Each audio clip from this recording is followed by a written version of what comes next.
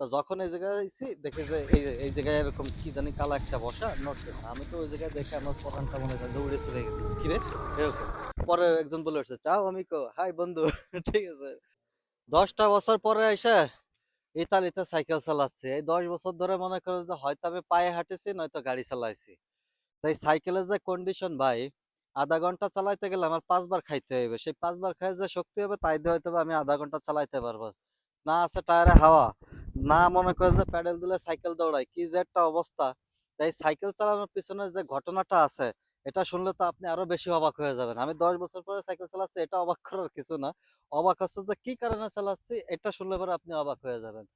এই কি কারণে যে চালাচ্ছি এটা যদি আপনি জানতে চান তাহলে আমাদের ফেরত যাইতে হবে জাস্ট ২ দিন আগে। ঠিক আছে? চলেন মূল ঘটনাটা শুরু থেকেই আমরা শুরু করি।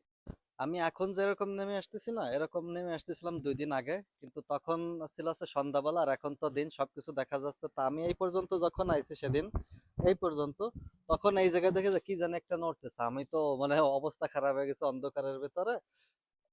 কার না ভয় লাগে যে এরকম ভাবে নেমে আসলে এই জায়গা তো আর কেউ খেয়াল করে না বা আমি খেয়াল করি না। এই জায়গায় একটা ওয়াশিং মেশিন ফেলানো রয়েছে পরিত্যক্ত।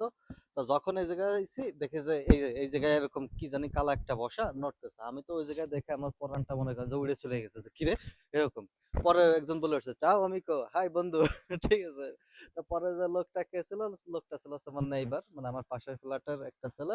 সে আর কি এই জায়গায় বসে বসে তার এই সাইকেল কিনছে, ওই টিউব চেঞ্জ করতেছিল। ওই যে টিউবটা পড়া রয়েছে দেখেন, এই যে এই পাশ দিয়ে এই যে মানে ও ঠিক করে টিউব, নষ্ট টিউবটা ওখানেই ফেলে রাখছে। তা ওই জায়গায় বসে বলতেছে, এইভাবে বসে বলতেছে, আমি কম্প্রাতো মের্সেদেজি।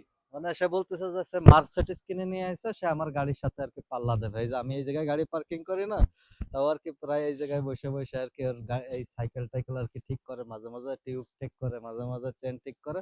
তাও বলতেছে যে আমি কম্প্রাতো মের্সেদেজি, যে আমি মার্সিডিজ কিনছি, তোমার সাথে আমি পাল্লা দেবো। ঠিক আছে? তা ঘটনা আছে এইটা যে সে আর কি সাইকেল কিনে, সে আমার সাথে পাল্লা দেবে। এইটা হচ্ছে সে মেইনত বলল। তা এখন আজকে আর কি সে বাসায় নাই। আজকে সোমবার, আমার ছুটি, গতকালকে তার ছুটি ছিল। নরমালি ইতালিতে যে সাপ্তাহিক ছুটি হয় সেটা আর কি রবিবারে হয়, যেমন ব্যাংক ট্যাঙ্ক সবকিছু রবিবারে বন্ধ থাকে, আর সোমবারের দিন আমার রেস্টুরেন্ট বন্ধ থাকে। তা ও আজকের বাসায় নাই। তা আজকে ওর মের্সিডিজ নিয়ে আমি একটু চেক করবো যে দেখি যে ওর সাথে আমি পাল্লা দিয়ে পারবো কিনা, মানে ওর স্পিড কেমন ওর মের্সিডিজের। ঠিক আছে?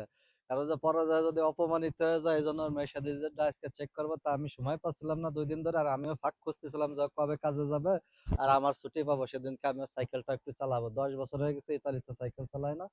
তা এই পর্যন্তই। আজকের এই মজাটুকু কেমন লাগলো অবশ্যই কমেন্টসে জানাবেন। নেক্সট ভিডিওতে দেখা হবে ইনশাল্লাহ। আল্লাহ হাফেজ।